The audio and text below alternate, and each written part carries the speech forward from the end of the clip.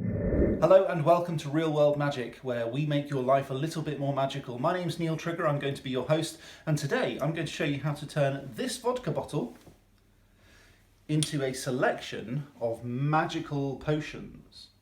What we're going to do is take a bottle like this. What we need to do first is to pop this ring off. You then need to peel off this sticker. What we need to do to get off that glue is to use white spirit. This is B&Q's own brand, Dial. You need to be an adult to buy this, so if you're not an adult, get an adult to buy it for you. You've peeled off the label, you've cleaned it up, and now it looks a bit like this, which is great, but it's still got this number on here. You may have noticed the nail polish remover. Again, all you need to do is just a bit on here, put that to one side, and give it a single wipe, and you'll notice that the ink comes right off. Our bottle is now completely clean.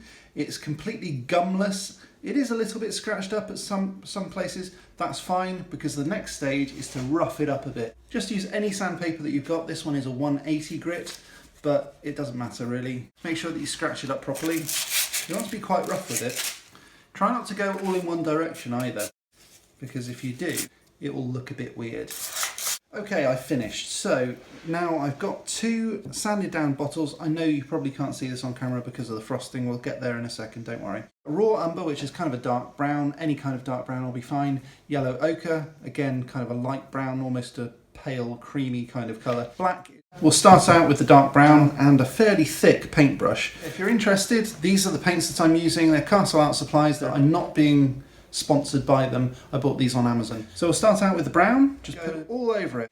Just leave it for a little while until you start to see it go a little bit tacky, and then take another piece of kitchen roll and just dab it off. And if, like me, you've got a bit of frosting on your glass, it'll pick up the paint a lot easier because there's more surface area and it will dry a bit quicker.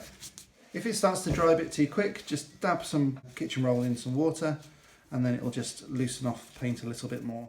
Okay, so now that's looking pretty mucky, but the good thing is that all of the paint is starting to go inside some of those scratches. So what we want to do next is to blacken it up a bit. Just dab a bit of black onto the brush, and this time, rather than painting it all over, just dab it a little bit. It's almost like you're going for jaguar spots. You don't want too even or too uniform anywhere. You just want a bit of splotting. Just take the same rag again and just dab this time. So don't leave it quite as long as you did the last one. Just dab, and what you'll see is that some of the scum around the sides of each spot will stay where it is when the middle gets taken away. That's kind of the look you're going for. Make sure you wash out your brush. So now you've got the yellow on your brush, just dab that on again in a fairly similar way to the black. So once it's started drying, again, just dab it all off in a similar way to before, and you'll notice that this time, although there's actually more paint on there, it does start to appear to get lighter. Now, rather than wetting it at this point, give it another sand over. Okay, so we're pretty much done. That is the aging of the potion bottle from this lovely clean one to this disgusting old dirty one. Next, you need to get your labels. These ones I bought online. I think they were probably a bit overpriced because I've got to cut them out myself. Once you have cut them out, because they're stickers, they will go on fairly easily. But what you need to do is to paint around the edge. Now, you can either use the black paint that you used before or use a Sharpie marker. The reason that I use Sharpie rather than paint is because it bleeds over, which makes it kind of look a little bit older, which is lovely. And that's exactly what I'm going for. Just apply it to your bottle. And that, my dear, is one completed bottle. Next, we need to fill it. Now, you can either use shampoo or fairy liquid, hand wash, anything like that.